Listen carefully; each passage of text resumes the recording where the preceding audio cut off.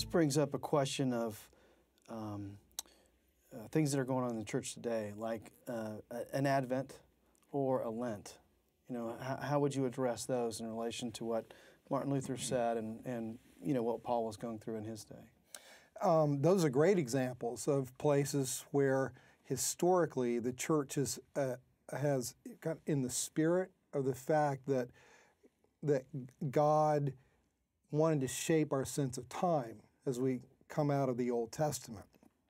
And with now the cross being the center of time, over time the church developed a means of preparation for the celebration of His coming in Advent, and then a time of preparation for the crucifixion and resurrection at Lent to help tell the story. And I think there's great gospel freedom in being able to use those periods of time as long as they're helping to tell the story. But when they become themselves sort of objects of worship and things that you just can't adjust or, you know, tweak, then I think you have to wonder whether there isn't some sort of subtle idolatry that's going on.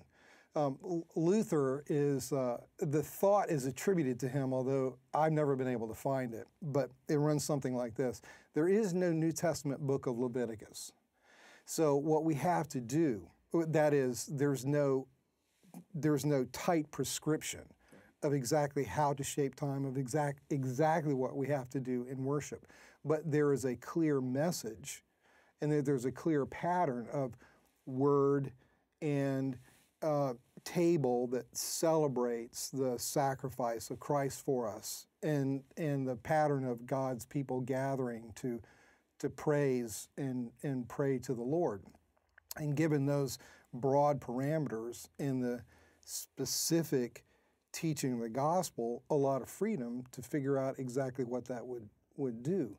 And the responsibility not to come under the dominion, say in Colossians 2, of new moons, you know, Sabbaths and feasts that would bind our consciences.